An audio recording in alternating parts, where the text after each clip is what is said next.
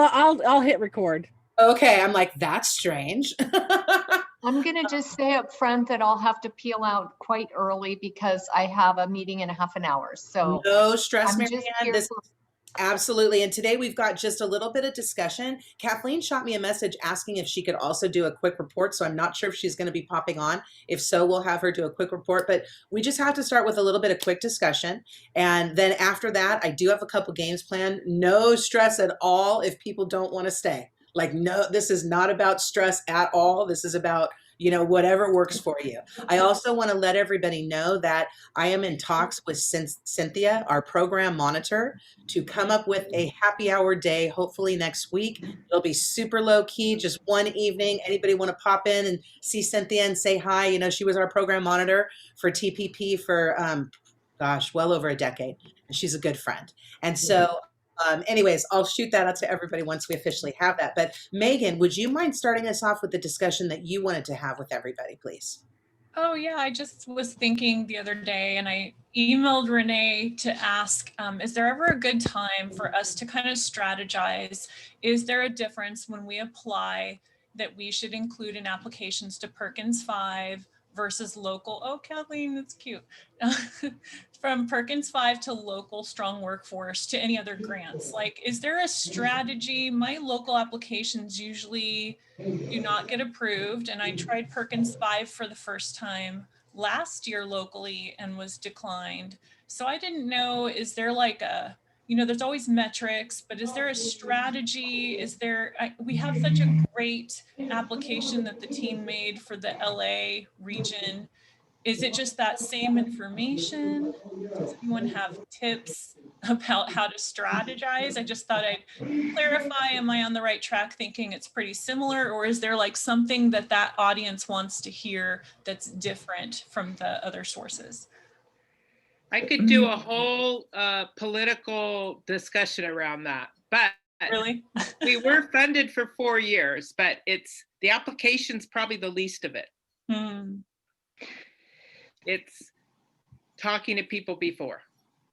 So and then explaining to people what it would do for your college. And I think also linking it to ECE, because more colleges have ECE than TPP, and they have to see the jobs. It's all about the jobs. So I think you nailed it on the head, Kathleen, because when I met with the regional for our region, that was some of the issues that I had not done the legwork prior meeting with the CEOs or the deans and things like that. They did not, we kind of had our case out there. It's for our regional voice, probably Deanna, like on her campus, has a much stronger support system than I do on my campus.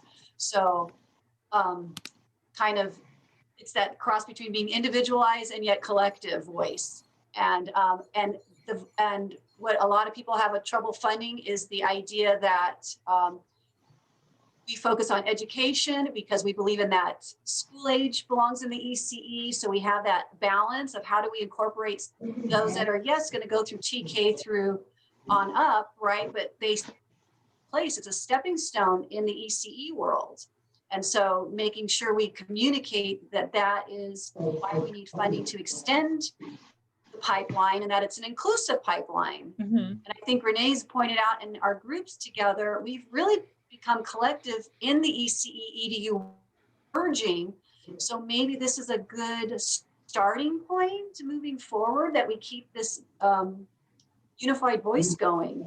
So that's what I was just, piggybacking. Kathleen nailed it on the head. It's all the pre-work that you have to do, getting people on your side and showing that school age does belong with ECE. And we need to track that better. It's one of those things where if you can get an advocate that's part of leadership, that can be the difference. I know within my region, I talked, this was years ago, but like before education was even on a blip on the radar, I'd show up at meetings. I'd show up at every regional meeting and they'd be like, oh, should you be here? And I'd be like, I don't know, but I think it's important I am. So I'm here. And I would just be like, and you just show up and you just become part of the culture. But there is a need for the consistency of being in that culture. Like within the LA region, now I feel like I pop in and out a little bit, but I don't have the consistency I would like to get, because when you get that consistency, you go offline a lot of times to have conversations that end up impacting the work that you do. And so, and even things like the CCC AOE conference, that's a conference you want to be involved in if you want to be connected to the strong workforce and Perkins monies, because those are the people that once you're in their circuit, I don't know how to describe it, but it makes a difference. It feels. Yeah. And yeah, that's actually, I'll piggyback on that. And I put it in the chat. It also depends on where your program is housed. If you are in a CTE division versus your program being housed in a non-career ed division, it makes a difference because you've built those relationships. And if you're in a CE division, they see how it connects because you're constantly telling them. But as far as the metrics go and what it is that,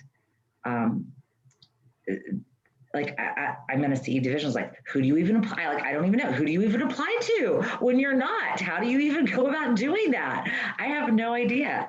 But I'm sure, Megan, that the metrics and the information that they want, you've provided. It's whoever is scoring them and making prioritization decisions is probably. I've tried before to attach myself to going to optional meetings, like Renee said. Like, I've invited myself for years. They now refer it as, and everyone's welcome. Megan shows up, so I'm always like mentioned as the person You're the who plus one. invites themselves. But I keep asking to get on the last 2 years email list to get to the meetings, and it seems like I'm not on that. And so there's inconsistencies with the email list. So I think I have the metrics and I'm with the deans, and they say, we can't fund you with institutional funds, apply elsewhere. I apply elsewhere. It's not, so I need to continue the conversations. We are separate than our CTE, but I'm on the CTE committee and I go to all the meetings, and they do mention those of you that are outside of CTE school should still come in. The only thing I'm going to add is that the proposal should be the last look. Everyone should have seen it by the time it comes to proposal. Mm-hmm. And you've got to partner with ECE. And that's our challenge. Yeah. But now with the master plan, we have not only a reason, but our students have jobs that are linked now with the TK proposal. So you've got to have, because ECE is everywhere, and you've got to have that linkage, no matter where you're housed. One other challenge, though, is the wage disparity in early childhood education, and especially strong workforce doesn't want to invest in low income pathways. And that's what an awful way to say that, a low income pathway, but you guys know what I mean. And so part of that discussion is like unpackaging it and what it means for future opportunities. Another thing too that I will share with everybody, I'm working with some kind of other consultants from different groups through JSPAC right now. And one of the people is a consultant with Department of Education, and she specifically focuses on the media arts area. And she is completely like thrown off by the fact that this industry sector that is prevalent in LA is not deemed a priority sector. It's like not even on the radar as a place for students to be going for pathways and for like the pathway development and the investment. Maybe at some point in some other regions it's an area of emphasis, but in her area it's not. And she's like, I've got an advisory board with DreamWorks, Warner Brothers, and Nickelodeon. Are you really telling me that those aren't pathways for the students in Los Angeles? Like, and so she actually is asking me about, we're going to try to go up to the chancellor's office and advocate for a discussion on these different pathways of opportunity and how there's some areas that show little to no investment and how there's other metrics that we could be using in addition to COE to be proving these stories. And like for the media arts area, they have metrics that are like live right now versus some of our data that's dated what, 2017, 2018? 2 to 3 years. Like, what's up? You know what I mean? And especially when we can deal with people who are so directly in the workforce that they already are going to know COVID response reactions and what's happening based on COVID and the pandemic, versus our data is like 2 years before the pandemic even happened. And this is the kind of discussion that we need to start having with leadership to say, you know what? We need to expand this. We need to look at the workforce differently than we're looking at with these industry sectors and be inclusive, or at the very least align across systems. Why do we have different industry sectors, whether you're in the community college system or Department of Ed, or come on, we're the same state. And similar education systems. If we can't align, how do we expect to be like the best at what we're doing, you know? So when I have a Renee and I question met, about, oh, sorry, go ahead. I'm sorry, Megan. I was going to say it was a kind of a awakening when Renee and I met with Adele in our particular region, and just how difficult we can't even get a clear picture of our region. And that was so frustrating because we're putting all this money into creating the occupation report. Kathleen has a really clear picture of her region. LA has a great picture of their region.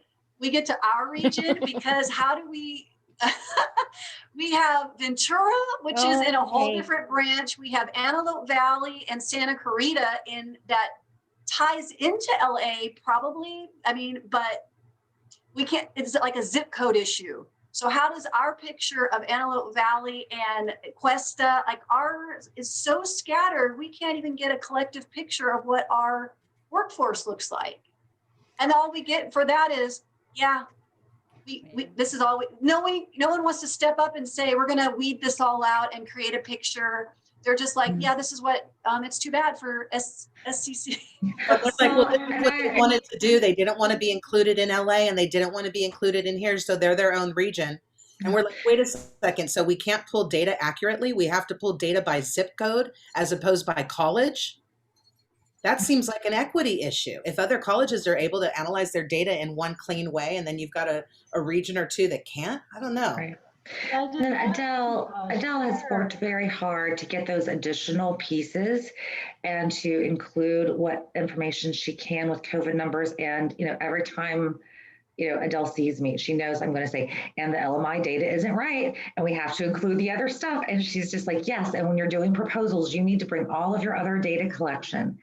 The one thing that like the LMI data doesn't, which I did not know this until very recently, it doesn't include things like government jobs. Like here in Ventura, and we have, Port Hueneme, and we have, but if it's associated with a government job, that data is not included. So that in and of itself can be a huge disparity as far as wage and number of jobs available. I was by no means bagging on Adele. She's working within a broken system is my point. Exactly. Is like, how can we ask for things that aren't even available? That was my big point. Yeah. She's doing what she can. Yeah. Well, and I do think she needs more support also. And like some of our COE people, there's so much that they are required to do that things get backed up for them. And I feel like they don't have, like they're doing a lot of things that I wish they could just be kind of either have another part or at least an assistant or something. Can I mention though in our region, and I think I did send you all the pivot tables. I did a little PowerPoint for you guys, but if I have that's time. Why we love you, Kathleen. it's only 2 pages, but in our region, when we looked at, it's in the BACCC pivot tables, and they're actually prioritizing in our region ECE for the next round. And I'll tell you, in our pivot tables, we showed that while the wages weren't at the same level as some professions, when you look at what people earned before they took the courses and when they got the job, it was a huge jump. So when you're looking at equity issues and disproportional impacts, and most of our workforce are women of color or women who were underemployed prior, you have to look at that jump in, okay, I took my 12 units, I'm a teacher's aide now, I'm on a pathway up, and I make 20% more than I did last year. So it's not a matter of do we make the same as the accountant next door? No, we don't. But for them, it was a huge jump. And when they looked at that, I think we were the #1 jump lift profession for people who, you know, took courses at the community college, got a job, and boop. And so that was pretty compelling. And I think I'll show you the pivot table. I mean, I know I've shared it, but Kathleen, that's the argument. Kathleen, I was going to say that we were on the LA regional call this week. Yeah. I don't know when that was, probably just yesterday. Yeah.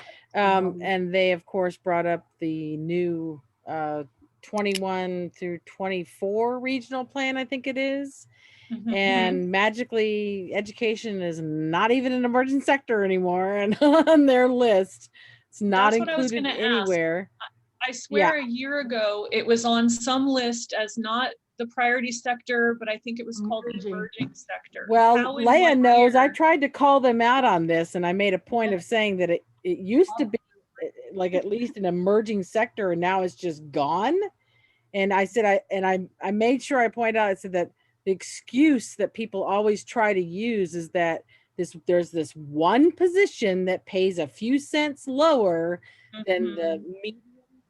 It's cents. It's not even dollars that it's lower than they want you to earn. Right. And it's only one of the positions, and that's always the excuse that we're given for why you're not going to be included. So is there like and said, goes back a quick way to address that? Recognized as a CTE. I think it always goes back to that. We would have never received any regional funding probably if my position was not in the CTE division. Right. And I had that access to my CTE dean. Right. Yeah. Remember, TPP used to be called TPP STEM CTE. And that was intentional. I was in that meeting where we were, some of you were in that meeting where we're like, how do we market this in a way to make sure that we can be included within the CTE funding? Yeah, and I actually wanted to remind them that, you know, the chancellor's office had actually had to step in with that memo so that they could recognize us as part of this project. Right. But they all forgot about that already. I know, but it's all new people now. I mean, Yeah, they probably not don't in even LA. remember that, let alone memo. Exactly. It's like, who? Oh, In LA, it's the same people that have been voting for the past 30 years. Well, see, Right. that's a problem right there. It's like, Right. I'm sorry, but the regional boards shouldn't be, you should have like a term. And then every couple of years that you're out or something and new people get a chance to come in. Not in LA. This is what I was going to say to Gina too, because Gina kept mentioning, Gina, hello, everybody. And Kathleen, I love your, you know, I'm about to put her in my head like this, so that I compete with Renee and Kathleen. But I wanted to say to Gina that, you know, thank you so much. I feel so wonderful. I feel like $1 million right now again, because she mentioned that LA and the way that we look, we are a disaster. And I know that it's just us here, but we are a disaster, Gina. And as Bobby mentioned, and Leah, we almost didn't even get funding. So thank you so much for viewing us in such a high stance. But I think that every region has its obstacles. And I think that this is the career we've all struggled with, is making people understand that we are essential, although they seem to just bypass us all the time. And I do think that it's a little bit of these instances, like Kathleen mentioned. Yes, we don't make what an air conditioner tech makes or what this engineer makes, but the step that my students give from taking 12 units of earning like $12 an hour, now they become a TA, and all of a sudden maybe it's 16. It's a big lift. It's a big lift. So Yeah. yes, I agree with that, Kathleen. Yeah. And there's also some gender bias. Not some, but there's absolutely gender bias. I think it is the time to remind people that, without school, who's been doing the lift, and if the people making decisions aren't impacted by having kids at home and having a teacher shortage and having no childcare and having no after school care and Zooming with young kids, they don't see it. It's not in their radar. And selfishly, a lot of them want to pad their own departments. And that's, you know, they want to vote for things that will bring them revenue. And, you know, if it's the same people sitting there, then you're going to get the same priorities. But I think this is a time to say even your robotics staff might have had children at home and can't do their job. And aren't we important? Can I just show my slides quickly? I have to Yes. off. Yes. Because I put it, sorry, I put them together and I thought I just wanted to, this will be quick, sorry. Kathleen, I'm so glad my screen looks just like yours. Oh, it's bad. It's so bad. Oh my God. So I just wanted to, for this meeting, I just kind of dumped my brain that kind of to look at opportunities for this group. And this is, you know, to think of the TPP conference. We continue, Leah, and I'm sure you do too, to get thank yous, and students were just, woo, you know, they're still talking about it. So to bring that, you know, statewide, kind of to think with 2020 lens. ACTEP's having regional meetings, so you contact Cheryl for more information. The early ed priorities in the governor's plan and the TK, read that governor's plan. I put the link here, but there's lots of opportunities in this plan, but community college faculty were left out. So we've got to, you know, there's some movements around how to speak up, et cetera. But when we really look at students, the plan's going to mean, I think, you know, more pathway pipeline growth, more interest in teaching in TK, more bridging that divide, because we'll have students that want to do both. They want to work in ECE and then they want to go into the school system and they want to be qualified. There's lots of opportunities for sharing courses, and I think we need to be more intentional around that as we continue our distance ed. And I think a lot of colleges are going to have more distance ed after this year because some students like it, you know. So how we cross refer, how we send people to each other's courses is going to be, you know, another way we can elevate our field to be collaborative. Advocacy and updating data. Yes, everything you said is true. We've got to elevate it, but not just with the decision makers at our own local areas. We've got to elevate this pathway. And then I love the ideas of really formally welcoming Jill Biden, because she said she's going to keep teaching when she's in there. Good luck, Jill, grading those papers while you're at your ball gown. That sounds. We'll have new opportunities for the new year for SWP, which you're all talking about. Also, booming is apprenticeship. The governor's goal to have, you know, it's going to 10 times, I don't know what the word is, 10 times more apprenticeships in California. And the regions are really looking at non-traditional apprenticeships and really trying to grow those. So ECE apprenticeships into teaching, paraprofessional, after-school apprenticeships. And then I wanted to highlight this short-term employment opportunity. I hope you all know about it. The Chancellor's Office is prioritizing short-term employment pathways, 12 weeks or less. And so the regions are talking about what'll lead right to employment. Yes, hello, we've got a few ideas here, and you have to have an employer partner. So this is for this year, spring, for summer, and for next year. And this is in response to the COVID unemployment data. So how can you position into teacher aid jobs, tutoring jobs? We know all the learning loss that's happened. Early childhood jobs, after school jobs. How do you do this with this short-term training money? Because it could mean more money for each of your pathways.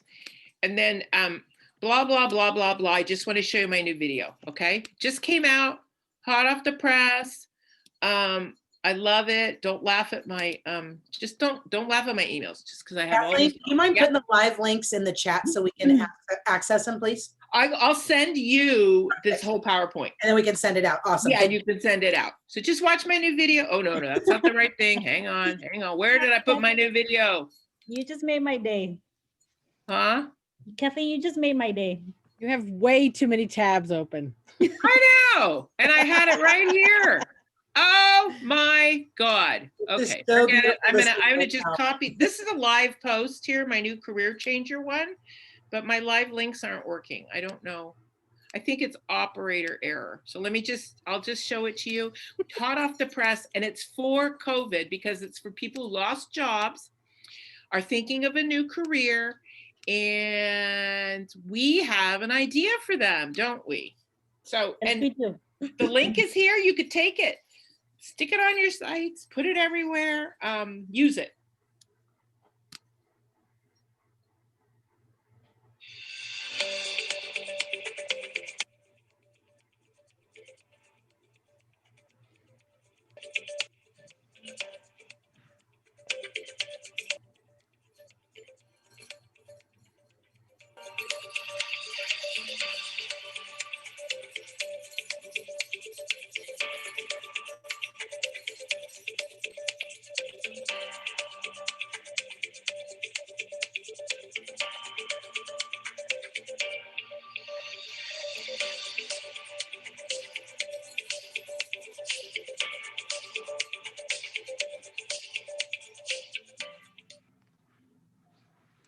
I love it.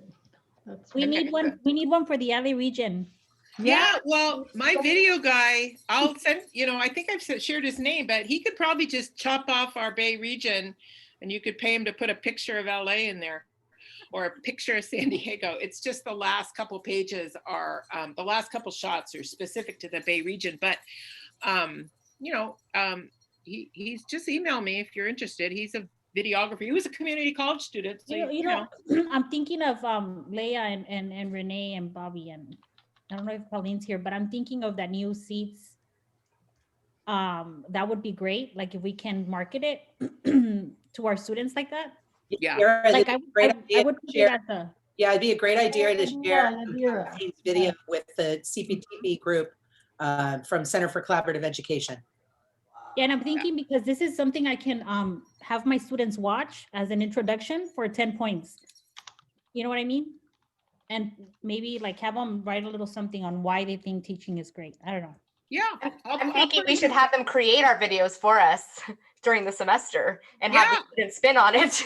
Yeah. I'll put his email in my PowerPoint so you guys can have it, as well as I know you guys had some social media people, but she does our Facebook and all of our handles are in there. So and I'm sure he could just add, I'm sure it wouldn't be very expensive to just switch it to your regions.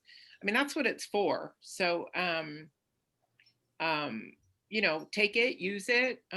It does help to see kind of this video clip. It also really excites students. And, our first one was for younger people, had all the young people marching. And then we had one on STEM CTE. And then this one is really for the career changer that needs a change. Our next one will be on ECE. So, Can I just copy your words, Kathleen? Yeah. Yeah, and then I'll put everything in the PowerPoint. I'll put his email. Okay. And he was incredibly reasonable, wasn't he? Yeah, he was. I don't think it would be very expensive to change they're only the last 3 shots. Yeah. And you may also want to use the hands up because we've kind of trademarked that with the hands, the different color hands, but it's really meaningful for our students to show all the different color hands. So and just put, LA region, and we don't own it. It was state chancellor's money. We want you all to benefit from it. So Who does the wording though, Kathleen? Are you the I one did. Yes. I did. Yeah. I tell him what to do, and then he looks for the graphics and the music. And the music's important because it keeps you like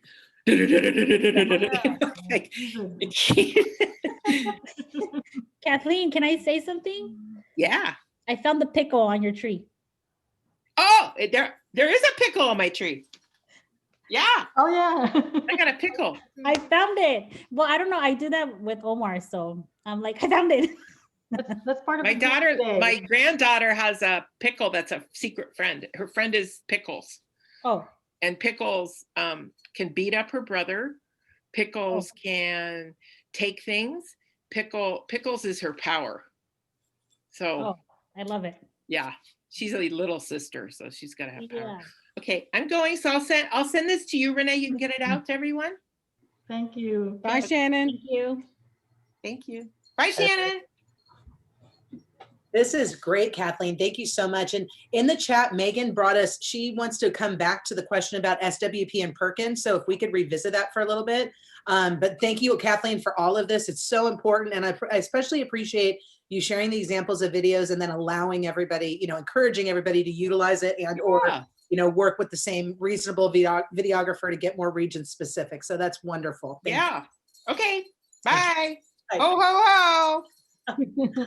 Okay, so Miss Megan, let's come back to you and strong workforce. Would you bring it back for everybody? I know you put it in the chat, but can you circle everybody back? So it sounds like if you're applying for Perkins 5 or local strong workforce, that you have to have lots of conversations in advance, especially with CTE if you're outside of that school, and that the data's, of course, not super accurate, but we in LA, teacher prep education is not in the priority sectors or emerging, which it was recently.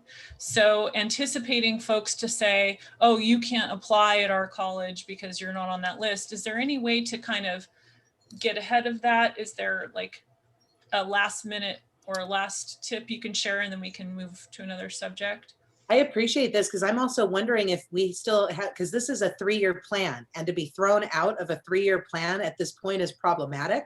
Because it's not just the upcoming fiscal year. Mm-hmm. We're talking about 3 years of fighting a battle. Is it worth it to go back to the leadership team who created that regional report and say, why isn't education in here anymore when it was an emerging sector before?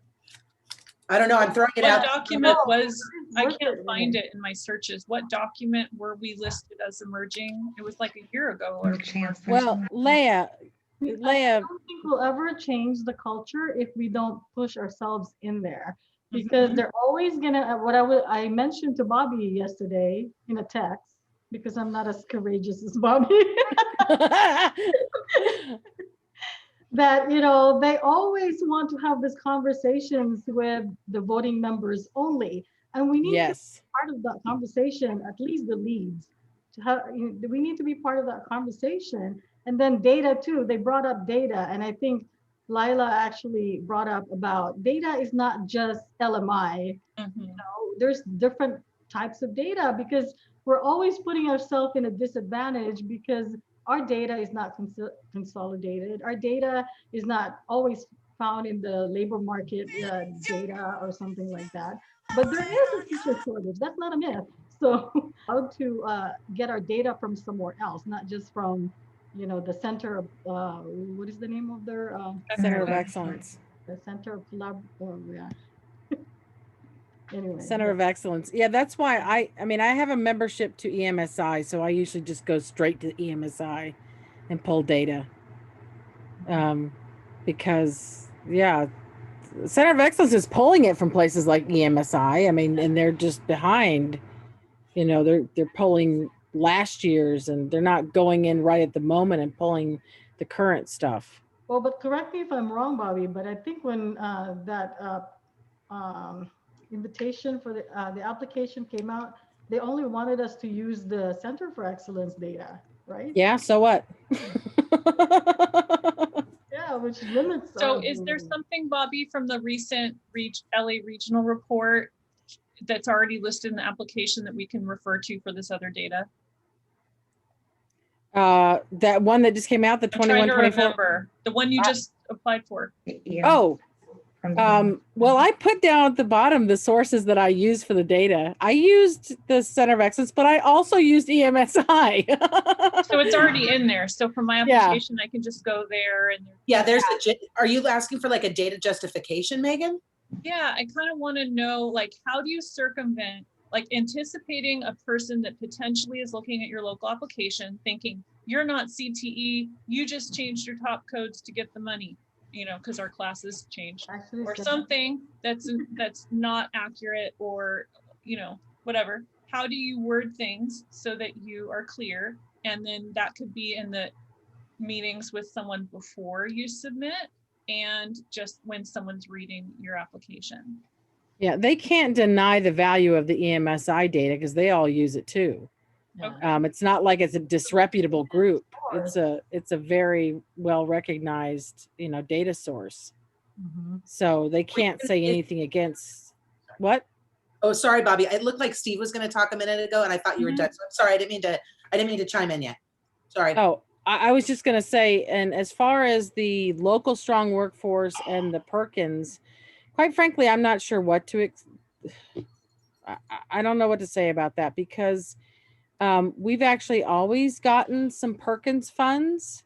And then this past year, in the chat, at one point I pasted in what our the person who's in charge of our, you know, CCC funds told us. And I went straight back to the chancellor's office and said, what the hell? This has changed, that we aren't eligible? And they said, no, that's nowhere in Perkins. There's no reason why you can't apply for Perkins funds. So it seems like different colleges are choosing to interpret, you know, I think it's more convenient for them to just say, oh, well, I'm just going to follow these strong workforce rules that I have in place and apply it to everything just to make my life easier. And they're just choosing. Yeah. My campus kind of does that. For example, for local strong workforce, they decided it cannot be used for salary, LTE, or stipends. I think that was their decision because we can do that with the region. Right. You can do all that.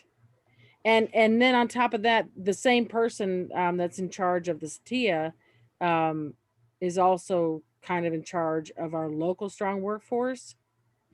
But we've gotten money from local strong workforce. So I can't figure out her rationale. Yeah, I would encourage the use of alternative data because there is a lot of national data that shows, and even California data that shows the need for teachers and also the need to diversify teachers as well. So it's not just trying to fill seats, we're trying to actually do a greater service to the state by diversifying the teaching population. And I think, Leah, you mentioned something earlier, which I think is really important, that this is part of, I think, some of the structural inequalities that exist within these types of funding sources, right? So where they create these data points that really don't address specific industries appropriately. So for example, this high wage, you know, nonsense, right? It's a societal choice to choose to suppress the pay for early childhood and teachers in general, right? And we probably can layer that back to because it's a female-dominated profession. There's not all these other kinds of structural things, the gender issues push and suppress the salaries. That's not our fault. Then these are essential workers. These are the folks who we need to have high quality individuals in those categories. And we need, as community colleges, need to provide the support for our students who are preparing to become teachers because they're going to serve our communities. And so I just, you know, I think you're right. We have to push back on some of this stuff and be part of the conversations and saying, why do we keep doing this, right? And so I would agree, starting with the use of alternative data that is equally as valid as what they are considering valid, and just continuing to push back on some of these other type of metrics that really just archaic and are lazy, as Bobby's mentioned, just lazy for us to just use and not really think about how we want to support our programs and our colleges. So I think, again, I don't know how do we do it structurally because it's from the top down, but I think if we start pushing from at least the ground up, we can maybe make some difference. I don't know. Steve, literally, I was meeting with a colleague from CDE earlier this week, and she said she's in media arts and she's focusing in the LA region. It's not even on the radar. And she's like, I have way better data than anything that the person was sharing. And they literally mentioned somebody from the LA region who's one of our top people talking about data. And she literally said to me, who is this so-and-so? You should have heard them talking about data. They had no idea what they were talking about. I'm like, oh my gosh, that's like the lead of the region. They like, really? CDE leadership doesn't think this person knows what they're talking about, and they're leading our biggest region and most likely our biggest allocation. It just seems, I like that you said lazy. I was going to say irresponsible, but I like that this kind of like concept of lazy data, and no blame on Center of Excellence. I don't mean to do that at all. That's not what this is about, but it's about how do we justify in order to make sure that we teach our students can become teachers, and that there's this, you know, this consistent opportunities for funding. The fact that we're pushed out of so many things is not okay. So great. Wait, Megan, what else can we talk about? Oh, sorry, Marianne. Well, I just want to know, what do we know about the politics from the CSU and, you know, other schools? Are they trying to suppress teacher ed at the community college level? I mean, having come from a 4-year, I know what the talk in the School of Ed was there. And so I'm wondering, you know, how's our relationship with the Chancellor's office, the CSU Chancellor's office? How do we, you know, partner more there so that maybe we can mitigate any of the political pressure that they're putting on, you know, whoever, because they really don't want us involved. They would like to have our students all 4 years, especially during periods of declining enrollment. Mary, I can share. I don't get that vibe at all. I was just, as part of CCTE, the Cal Council. I've been involved with that for this past 4 or 5 months. Went to their fall conference, and I just did a mini symposium because I presented for them, and they're really interested in the community colleges. They're very interested in us and our pathways because they know we feed their colleges of education. So I don't get that vibe that they are threatened by us at all. And in fact, they're reaching out to partner with us. And as I shared, some of the research that I did, they're very interested in how do we create more of these pathways and more of these pipelines and break down the barriers. So I think that's this kind of the vibe that I'm getting versus maybe what may have been previously as well. So, but yeah, there are politics involved, but I'm not sure if it's coming from outside of our system. I think it's more within our system and these just archaic rules and boxes that we've created around money so that only people with specific programs can get the money, and they're trying to keep everybody out because they don't want any people playing in the sandbox with them because there's less money available. So they want to keep it off themselves. Right. It's really frustrating though, because I've got to be, not that we were like the main people on this, but Tanette and I were leading teacher prep at this point, and Vaughn had us go to Senate Budget Committee meetings where we were up there saying why teacher prep needed to be an investment in order to get SWP for the state of California. So we were like, I mean, I don't want to say pawns, but you know what I mean? Like, we were part of the strategy to convince politicians to have this investment. We talked about specifically STEM teacher preparation and CTE teacher preparation. We went up to multiple meetings. So it's really frustrating to be like thrown out of this right now and to be progressively watching as leadership changes. Like, people are putting it, I'm not literally in their pockets, but they're like, oh, well, we're allocating this for whatever. This amount, this group's going to get this. And it's like, I feel like before we even submit applications, general allocations have already been determined. Do you know what I'm saying? And that's problematic. And so I don't know how to change it, but I think having these conversations and any opportunity we have to talk to leadership, either at our regional levels or at a higher state level, we have to be doing it because we got to figure out how to get this changed. And I'd like to also say something like at the local level at your college, to be more, perhaps more likely to be able to get access to those funds. If you do cross-department collaborations, especially with CTE. So if your education department partners like with your nursing department or your paramedics department or your whatever, and you work on projects with your students together, and you do more of that, people know your program more, but they also see the value and how one can translate into the other. And that can be a way in to access those funds.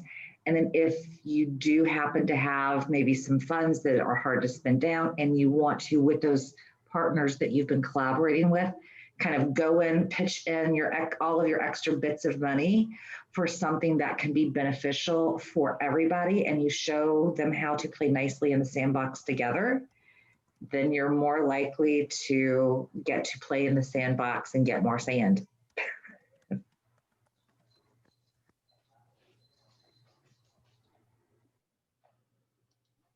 I look forward to the day when we won't have to have a consistent item on our agenda talking about funding. It's frustrating. Anyways, anything else that we want to talk about in terms of this topic and in terms of maybe next steps? You know, I know this is kind of tricky. We have approached the chancellor's office about doing another memo. We didn't get much traction there. Actually, you know what? I'm going to throw this out to the group right now. Who is in charge of SWP at the chancellor's office? Because there's been a lot of movement. Does anybody know who's currently in charge? Okay, I thought it was me. I was like, I can't remember. Because Matt's gone, and I don't think Jeff is doing as much workforce in SWP as he was before. Isn't it the lady? Shinny? Well, Shinny's like vice chancellor though, so it's like you also got to find kind of who's like one kind of level down, because they're going to be more like the manager, you know. Oh wow, Doug just made a good point. Guess who doesn't have funding issues? U.S. Department of Defense schools. Yeah. This is good to know. Yeah, it's frustrating. Okay, well, strategy. I'm sorry, just in terms of strategy, what I'm thinking is really because CCTE has really kind of like, you know, really reached out to us. I'm just trying to follow this trail wherever it goes. So they have a spring conference, the policy conference. And so I can forward to you, Renee, that actually there's an announcement for their spring conference. There's actually a link to actually get onto their policy committee. And so I think you have to be a CCTE member as well. It's, you know, annual membership. You can choose to join out, but I want to get in those conversations because as they're having discussions with, you know, legislatures and the commissioners, there are commissioners who are actually part of CCTE and come to these meetings and they want to hear what the field is talking about. When there's a lot of buzz about the need for community college pathways, all that kind of stuff, I think they're hearing it. And I'm hoping that this could at least provide some support. I know they don't have any funding, but I think moving then to, you know, how do we push forward with our colleagues at the universities to try to support teacher ed, teacher prep in our state, that we can, you know, be part of anything, whether it's, you know, policies or, you know, new legislation, and then hopefully funding as well. So I think that's a leverage point that I do think we should try to like swoop on now that we have their support, and they're gonna be hurting for enrollment. We all gonna be hurting for enrollment, but so we kind of are mutual partners.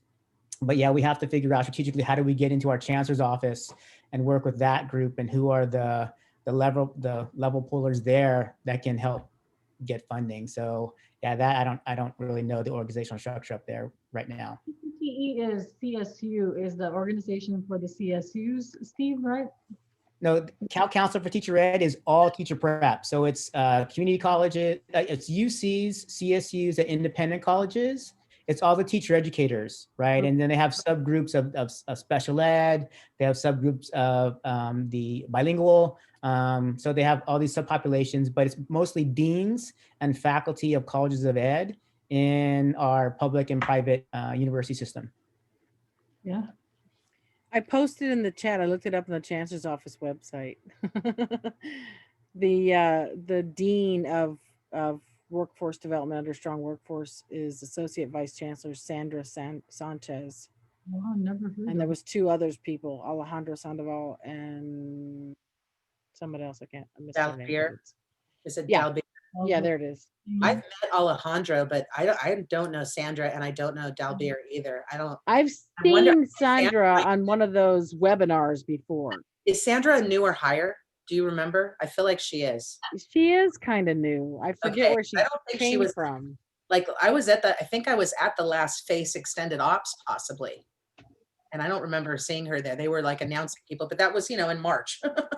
Yeah. A while ago. She was on a couple of those, you know.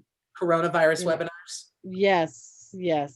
She was on a couple of those. Okay. Oh, this is kind of random, everybody. We are trying to find on the CCC-TPP site the coronavirus webinars from this summer. We can't find the video recording of them, and we need one for a reference.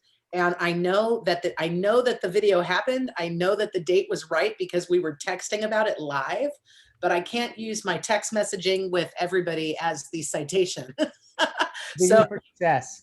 Under the Vision for Success. I think they're housed all under Is the, it under Vision for Success? Because I was looking under there, Steve, and I couldn't find like I found something that was like vision of success and then like communication, but I couldn't find like recordings. it's all, you have to log in. Let me say, just got an email today about all the Chancellor's Office stuff. I'll put it in the chat when I find it. Thank you.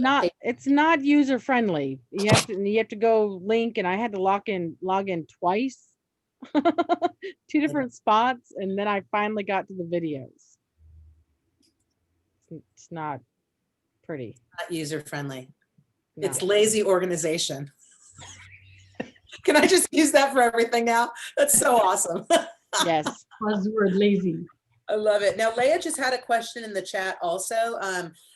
Steve, it's referencing you, but I guess it's kind of open to everybody.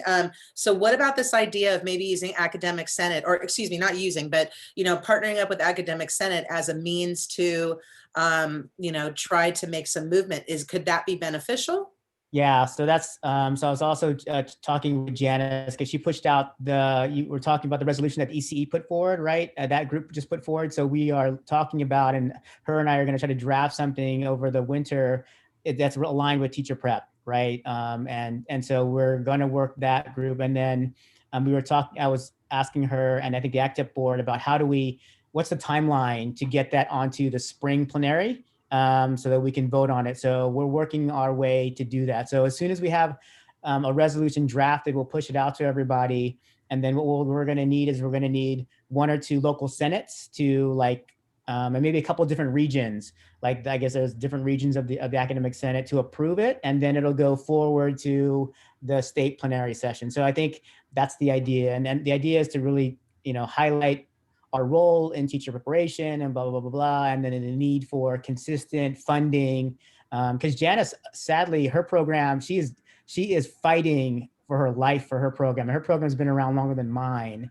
And she's fighting for her program at SCC because SWP, is running out. And so it's really sad to think that a program like that's well structured, is having to fight these similar battles. So you're right. The Academic Senate, I think, is another front. And I think I think the resolution way is the way to go, I guess, mirroring what ECE did with theirs. So we're going to, I think, try that same route as well.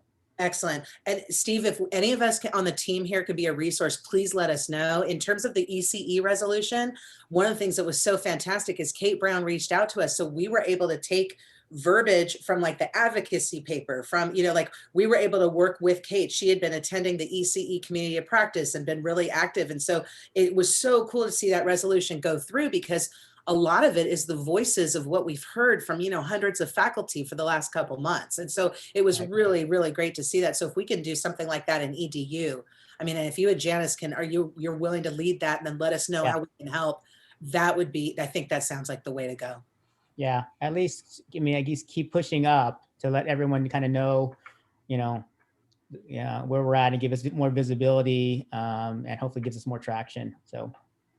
Also, should we look at trying to find a place that we can store other data, other data clearinghouses that we're using? And maybe it's our TPP website that we have a TPP data section or something like that. And in addition to COE and EMS or ESMI, or sorry if I'm saying that wrong, Bobby. EMSI. EMSI, yeah. EMSI, but just economic modeling. Perfect. Okay. But having links to all these different other data clearinghouses that have up-to-date data that people can pull from, in addition to the centers of excellence. Maybe if we just start doing really non-lazy data analysis, just pulling, if we can say, well, here's what we found that's dated 2019 and 2020. That's going to be really telling.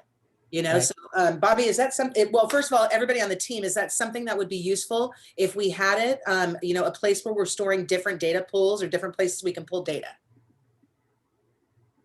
Okay, I see heads shaking. So do we think that the TPP website would be the place for that, or what does everybody think? Could be, maybe? Well, I can easily put it there.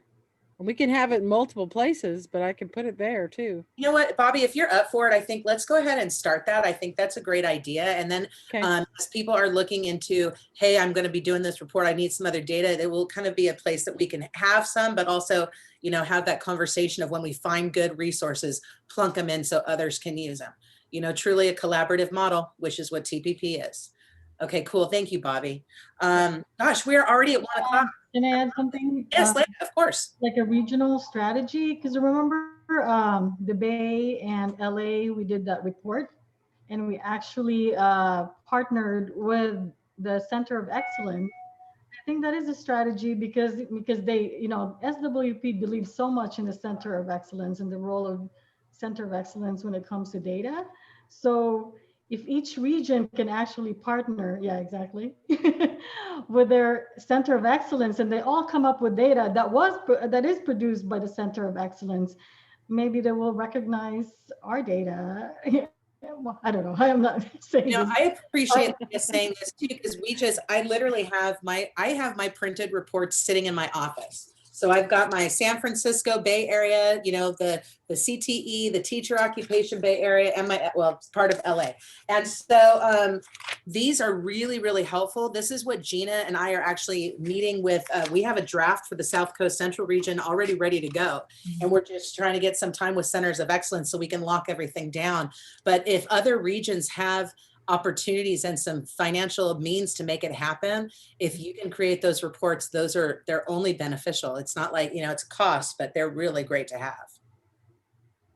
And one thing cool, we just did a Los Angeles education alignment project with some of the LA colleges, and it's great because we had some findings come out from it, and we're actually going to continue working on this. But with the initial set of findings, at first I thought we were going to do more like an internal document, and Leah was like, you know what, this is really good data. We want to share this story, even though it's a different type of data.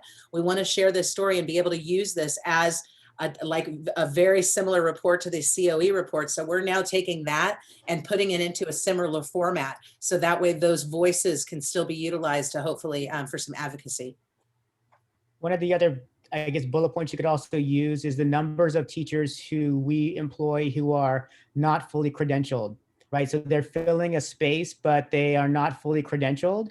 And then, so that is another huge issue. And then the other piece is teacher retention, that we do a really poor job of retaining teachers.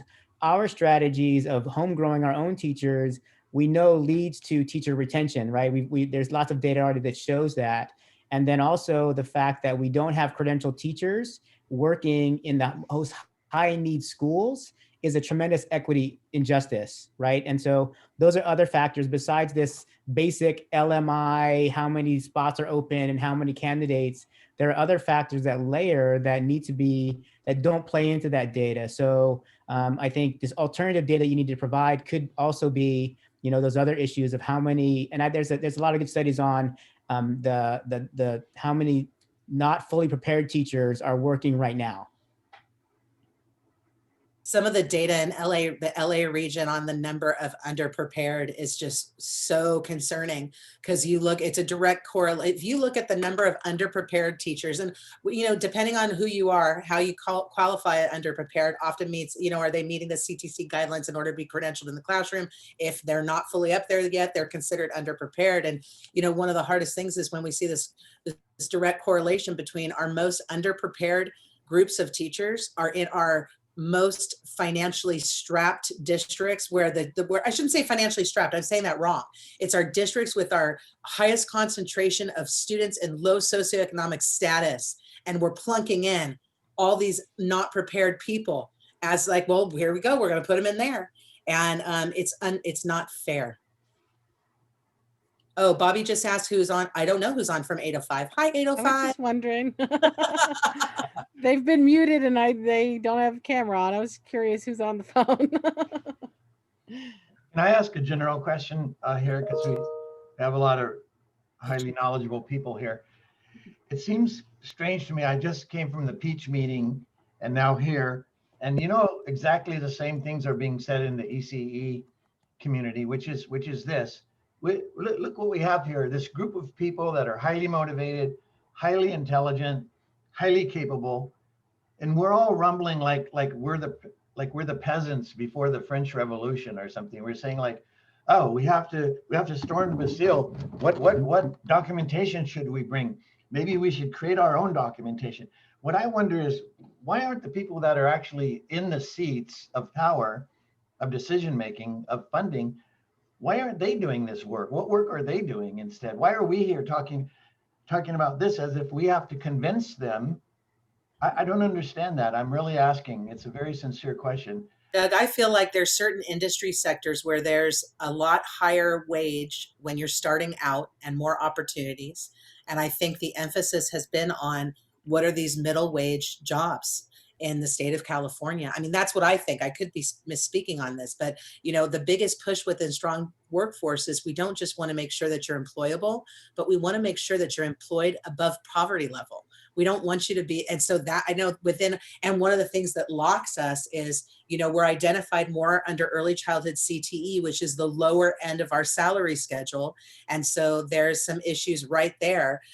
There's also been a huge amount of turnaround in the chancellor's office. And actually in all of our education systems, there's been a lot of movement for the last probably about year, slightly before the pandemic.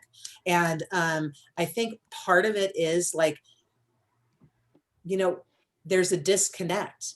When Vaughn and Matt were at the chancellor's office, like they knew us and we'd go up and we weren't always invited to the table, but we'd still be in the room where the table was happening, sitting in the audience. Do you know what I mean? And literally that would happen at times. And so now that there's been a change, you know, for a while, Jeff and Shinny came in. It was as Ed Futures was transitioning. So they just transitioned us. And now we don't even have a program monitor. We don't even have a direct line to the chancellor's office anymore. And so as the pandemic has happened and they have been switching around, we don't report to anybody anymore because we don't have a source of funding from the chancellor's office. And so that makes it really tricky, really tricky. So I think right now they don't know us, which is silly to say, but I'm just being honest. I think the new, like, was it Sandra who was the person? Like, I don't know that person. Whereas like, I've gone into Vaughn's office and had cookies with her and had, you know, Vaughn's texted me at 5 o'clock in the morning.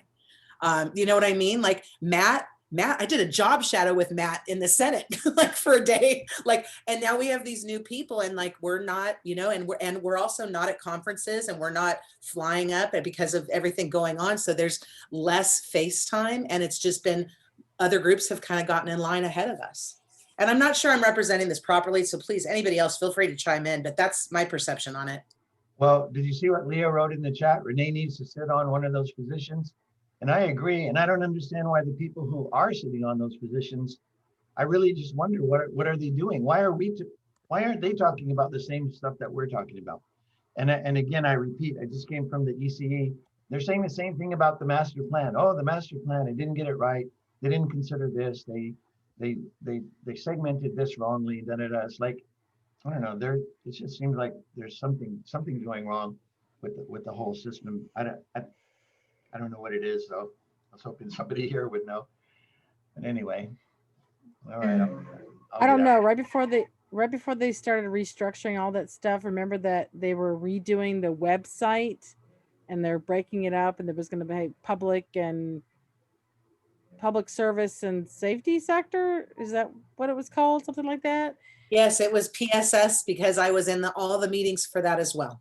Yeah, and so I was at this one particular meeting that I sent you guys and Cynthia all this information because it was like, okay, your links are all wrong. Your information is wrong.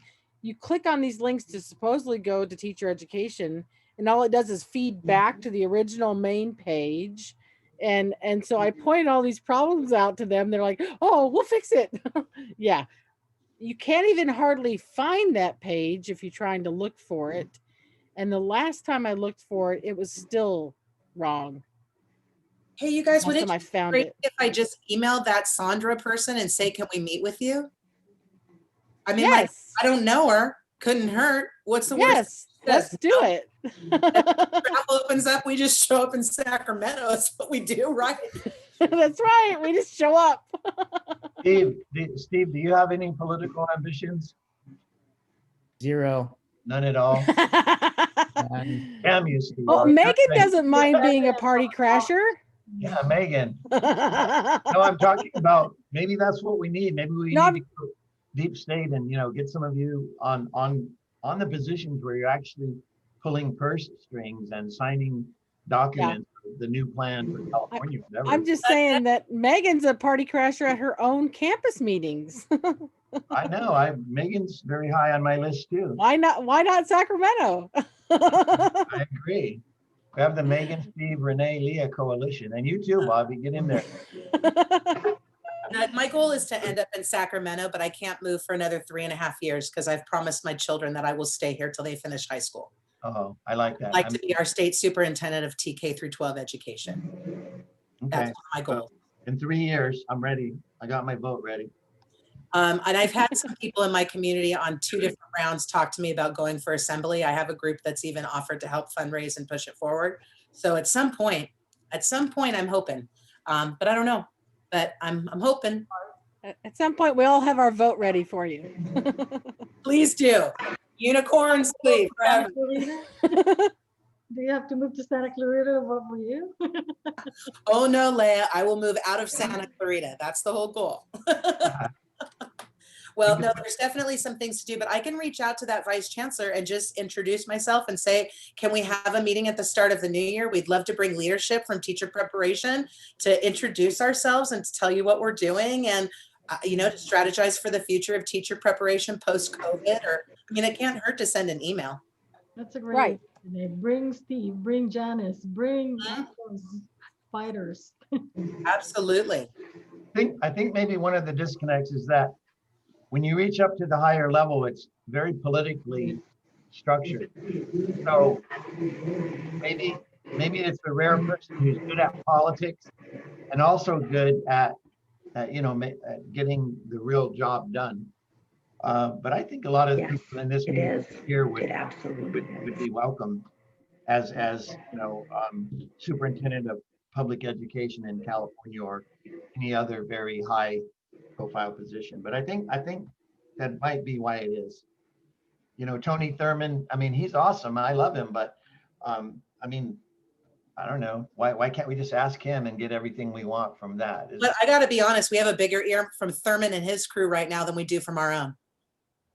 Really? Just being on, CDE is like, we met with them at the end of September. They are fully aware of all the early childhood advocacy efforts. They brought 11 people from Department of Ed to that meeting to make sure they were fully aware of what was going on in the field. They were honest with us about what they thought they could help with and where their hands were tied. They literally sent, we sent the advocacy paper from early childhood community practice out to the leads of every single system. And we had Vice Chancellor Shinny Weber said, thank you. I forwarded this to our advocacy Vice Chancellor. So, and I wrote back instantly and said, Shinny, please let me know if at any point there's an opportunity to have a discussion. We would love to meet with you. Didn't hear anything. But then Sarah Neville Morgan from Department of Ed, we had sent it to her in addition to Tony and some other leads. And like a month after we sent it, Sarah sent a message like, hey, Renee, I'm so sorry that we're late getting back to you. We'd love to meet with you and the team. We had a solid meeting with them.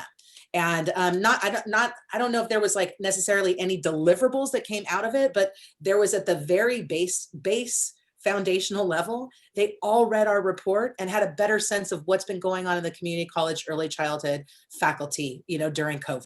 And so maybe it's not everything, but at least there was an awareness and a willingness to talk. And that's not the case everywhere. But in terms of deliverables, Steve just mentioned earlier that Janice is fighting for her life with her very amazingly structured program that's been going on for however many years it's been going on. So I mean, talking is fine, but anyway, maybe this is an opportunity for something to happen with Tony Thurman in there. I don't know. Also, Steve, within that meeting, it might be interesting to have either Janice, if Janice is present, or to have Janice's story represented one way or the other, because to me, like that just feels almost like criminal. I know it's not, it's just highly negligent, but it's kind of like teacher track. Like, are we really going to let teacher track go at Cerritos? Or like, are we really going to let these established programs that are directly impacting their community in a positive way go? It doesn't make sense. So do you think, Steve, when we have that conversation, we can either have Janice there or have representation of her program and what's happening embedded within that conversation?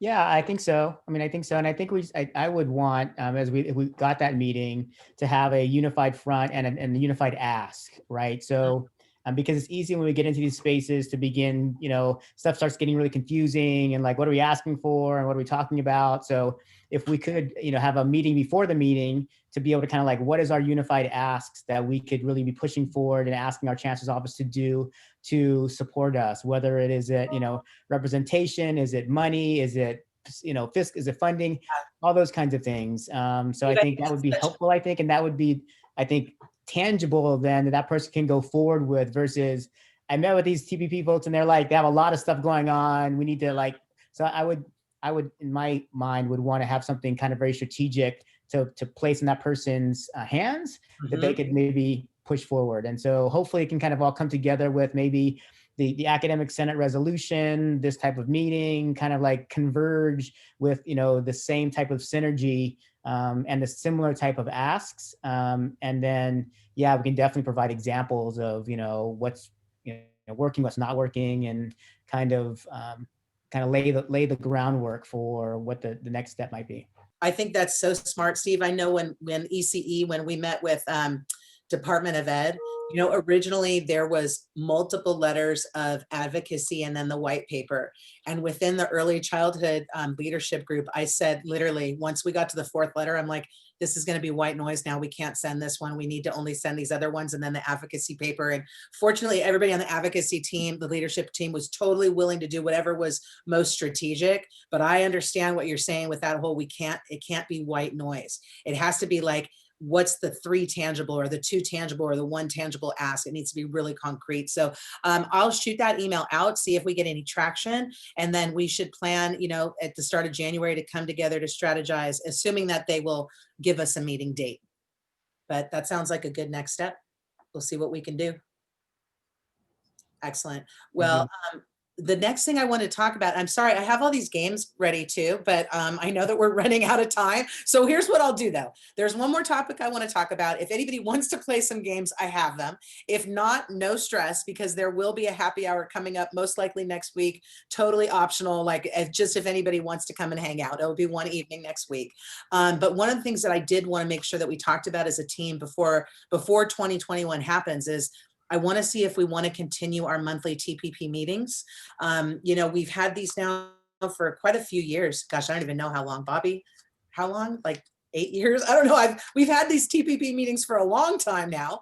But when Education Futures funding wrapped at the end of October 2019, I said I'm happy to stay on and continue to host the meetings and try to bring everybody together every month to check in.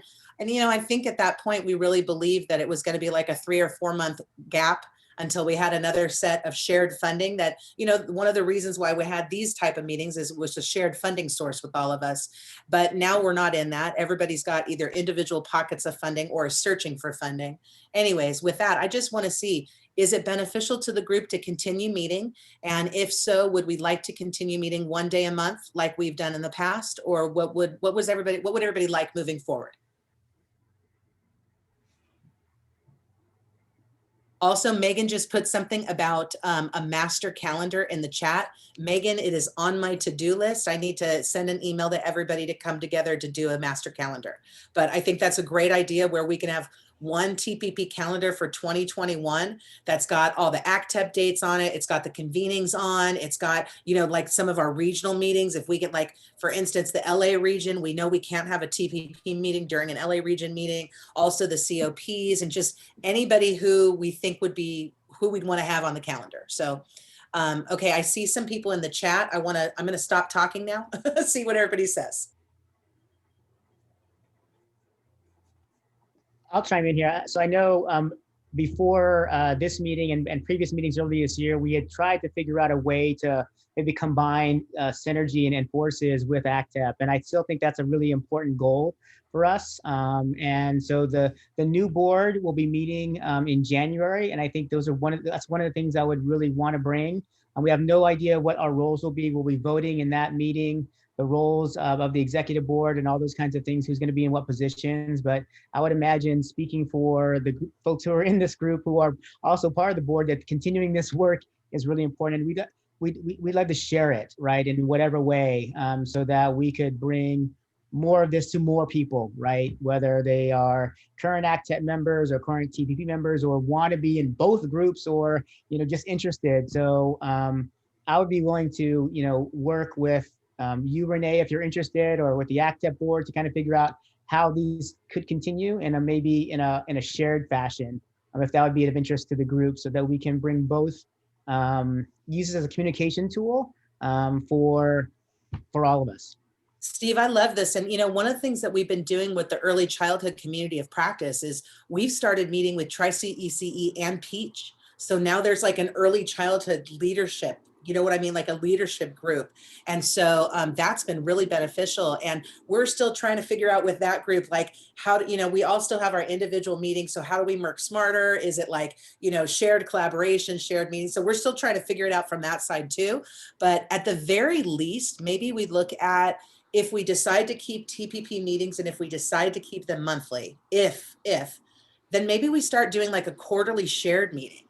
Or you know what I mean? Something like that, where maybe 4 meetings of the year are both ACTEP and TPP coming together. I don't know. I'm throwing this out there because I understand the idea of, and the necessity to have some of these like kind of larger convenings where everybody's coming together. I don't like when people go, oh, like, is it okay if I come to a TPP meeting? We want that to always be kind of an option, but not everybody feels that way, which makes sense.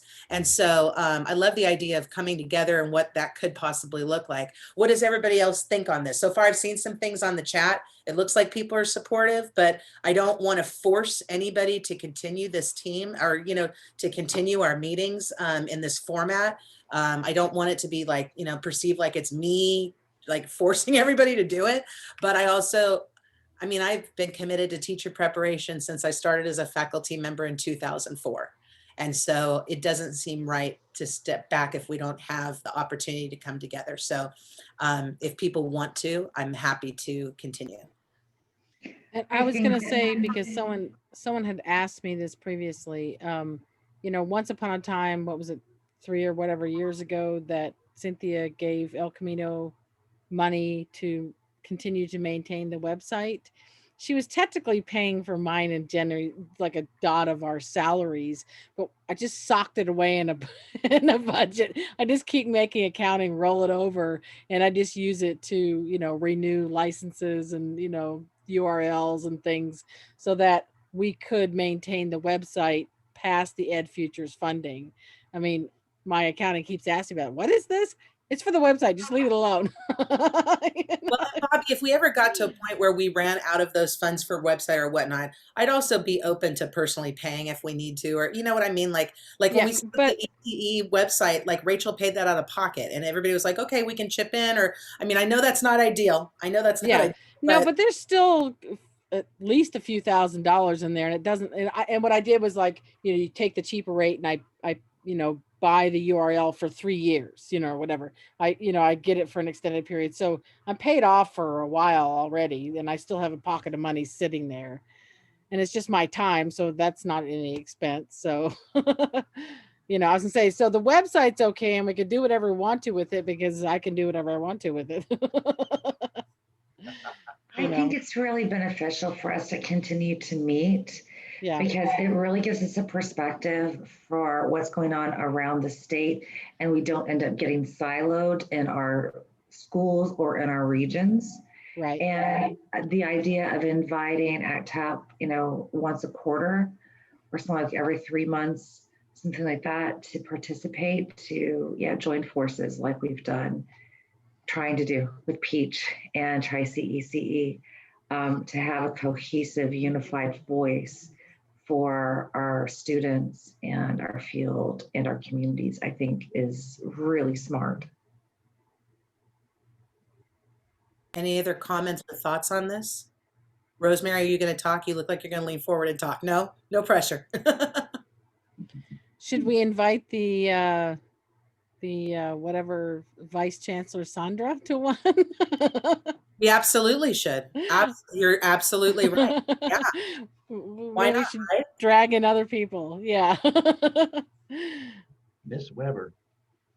Would it be crazy to think about even incorporating the EC and EDU in one meeting or something? Because the idea is that we're trying to, right?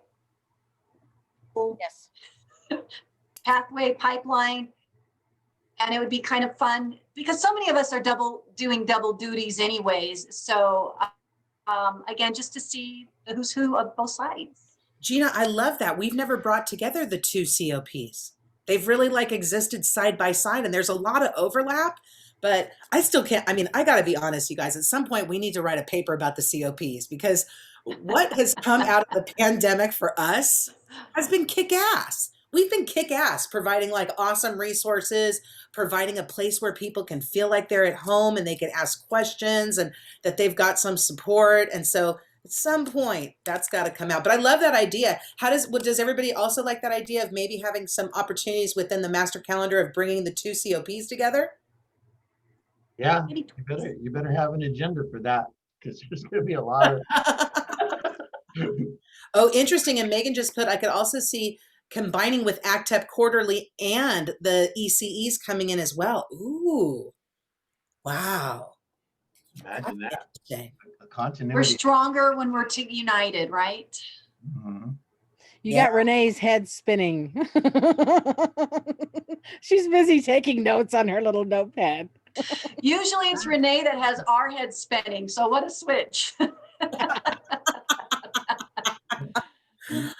Just imagine what it's like in here all the time, you guys. Yeah, I've thought about that. Busy. Doug and I were texting at like 11 o'clock on Friday night. I'm like, I have no life. Let's text about TPP as we're laying in bed. No, Renee was actually in bed under her covers. And I'm like, am I keeping you up? And she's like, oh, no, I'm just laying in bed. I'm good. I was up until 4 in the morning that night. Oh my God. Jeremy's going, no, but you're keeping me up. Oh man. Well, you know, I see we're coming up on 1:30, and I'm embarrassed that I'm doing this so late in the game, but we need Jennifer to officially introduce herself to everybody. I know a lot of us know Jennifer, but Jennifer, do you mind popping on? And you know, and just like telling us who you are and where you come from and a little bit of your experience. Sure, and I bet if I turned my camera on earlier, it probably would have popped into your mind earlier. I was just kind of sitting back. I'd kind of actually forgotten, like, we're done already. And so in my mind, I'm like, okay, semester's over. And then I pulled my calendar, like, oh, I'm like, that's right. So I was scrambling. So I was feeling a little flustered at the beginning. But yes, I'm Jennifer Paris. I'm department chair at College of the Canyons, and I work with Gina. And you know, and so most of you, I'm sure, saw the email that Renee also helped push out about, you know, we're trying to find funding. And so I am trying to bring our ECE and EDUC together to effectively align. I mean, Gina is, not that there's one an us and them, but she's one of us. And we kind of thought that would naturally bring things together. And I think it's going to take a little bit more effort than that to, I mean, it lives with us, but it's also foreign to all of us because it's not our area. So I have no idea what I'm doing, but I'm going to do my best. So yeah, I'm newly department chair. This is my first semester. I'm not even tenured yet. I'll get tenure in the spring. And so I'm stepping into the role way quicker than I expected to. My main thing that you may, if you're also in the ECE circles, will associate my name with is the OER efforts from College of the Canyons and the textbooks that we've written. Goodness, it's time for winter break. So I'm just grateful to be here listening, kind of gathering information. But I'm thinking too that because a lot of the ECE departments have navigated Perkins and Strong Workforce, that collaboration may actually be helpful in terms of trying to figure out funding. Because I think a lot of places where they do exist together, it's funded through ECE a little bit because our dean was really very clear. It goes by top code. EDUC is GE, ECE is CE. So, you know, she said to go ahead and put it in the budget, but I don't know what we're going to get So we'll see. But yeah, it was very clear, cut and dry for her. So it's been very interesting to hear the different perspectives that you've all been sharing, because apparently it looks differently to whoever is doing the looking. So thank you all for the warm welcome, and I look forward to kind of lurking and learning.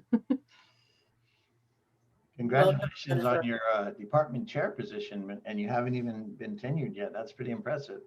Yeah, that's what happens when the department chair just desperately needs a break and is looking at retiring and wants to like not have to be department chair up until the moment she retires. And when your colleague who is in the same place in the tenure track doesn't want to do it, it becomes you. So it was, so I was willing to do it. I would have been voted into it even if I hadn't gone along with it. So I'm here.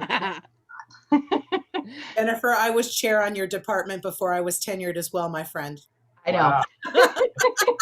It's a tradition at College of the Canyons. But I will tell you, when I left teaching, it was one of my hardest decisions of my entire career.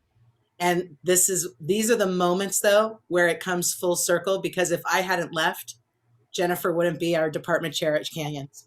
I am the new Renee. I love that. I love that. Like, everything serves a purpose. As hard as it was for me to stop teaching, I'm so grateful, because your door for like the OER, like, I'm just so glad, like, what you've been able to do for our system is fantastic. And so it all happens for a reason. And now look how much you and I collaborate together. I know. It's so awesome. Yes. So no, and I almost even had her old office. I ended up getting the little office next door. But yes, and funnily enough, we both also have boy-girl twins. And so it's just very interesting how the world just, yeah. It all works itself out. It all does. Well, everybody, we are right on 1:30. I'm sorry that we didn't play any games. If anybody wants to come to the happy hour, it's looking like it's going to be on the 23rd at 5 o'clock. This is zero pressure. This is just getting together, hanging out, possibly having some drinks. If anybody doesn't drink, then come with a bottle of water or whatever. It's just a chance to come together. So I'll shoot out that information later. If you're not able to come, no stress at all. I hope everybody has a wonderful holiday. Most importantly, I hope everybody's safe and can just relax and kind of breathe a little bit over the next couple weeks, because we're going to be kicking ass in 2021. So we've all got to come back rested and healthy and ready to go. Our students need us. And so with that, I hope everybody has a wonderful holiday. Thank you so much for your contribution to Teacher Prep, and look forward to seeing you in 2021, hopefully on the 23rd also. Take care, everybody. Everybody take care. Bye.